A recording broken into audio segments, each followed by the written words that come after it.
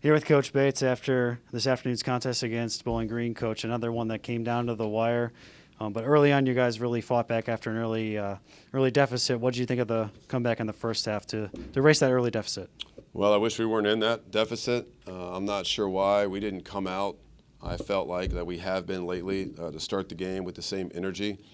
BG's really talented. They could really score the basketball. They're the highest scoring team in the league.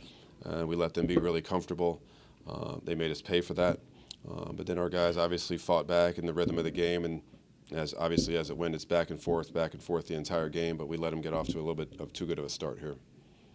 We've talked a lot about settling into the rotation now that you've gotten, for the most part, fully healthy these last couple of weeks. A couple of guys that have kind of gotten new roles that they weren't necessarily used to at their old schools, Max Smith and Malik Macmillan, have really been performing well off the bench and really had great games today. What can you say about their play?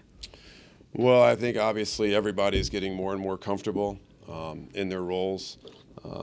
Mac and Malik are really good teammates. It's not easy coming off the bench, especially when you're a fifth-year guy.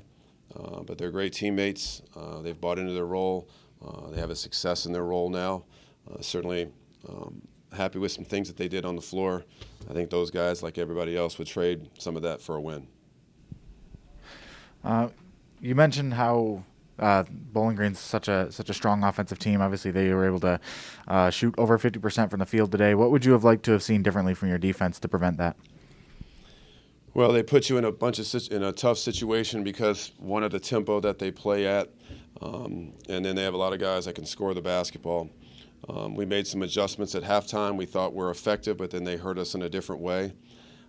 Again, I think a lot of it was the start, and I think when you go on the road and you play a game on the road, you want to get off to a good start to give you confidence to continue to play well. We allowed them to do that. But obviously, we've got to keep the ball in front of us. We allowed them to get the ball to the basket. They shot 21 free throws in the second half, and probably ultimately that was the deciding factor. One of the positives from this game, your team turned the ball over just 8 times while forcing 13 turnovers. What do you need to continue to keep that up moving forward? This is a couple games in a row that we've taken care of the basketball. We didn't have a ton. I don't know the specific number at Akron, but unfortunately, if you look. The game was tied basically with 2.5 minutes to go, 2:40 or so to go, very much like it was at Akron the other night. And I don't know off the top of my head, but we had 8 turnovers, and probably 3 of those at least were in the last 2.5 minutes of the game, similar to what happened at Akron. And that's the growth of this team, and we've got to coach our way through it. We've got to play our way through it. It's not one person. It's not one thing, but it's 2 straight games where you play 37 and a half minutes of really good basketball against a good team, and everybody's good in this league, but you got to be able to finish, and we haven't done that. Another positive today, 15 offensive rebounds. What did you like about the way your guys crashed the glass? Well, we missed a lot of shots, so there was a lot of offensive rebounds to go get. When you shoot 29 to 73, that's an awful lot of shot attempts. I've got to guess, I don't know, that's got to be our season high or close to it of shot attempts. And we weren't making them. And Marquise and the guys really went in there and battled, and that was a big thing. We needed every one of them. We didn't convert enough of them or many of them, but we needed all those extra possessions.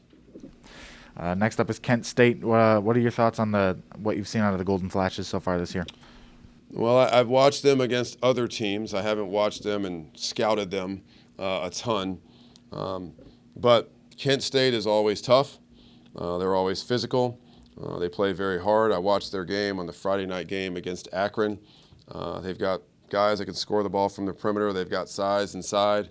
For my 19, 20 years, whatever it's been here, I've always said this: if you're going to play Kent State, whether it's here, whether it's there, you better understand that you've got to have to be a tough team to beat those guys. And we're going to have to find a way to rebound from 2 tough losses to take that on the road and go and fight again.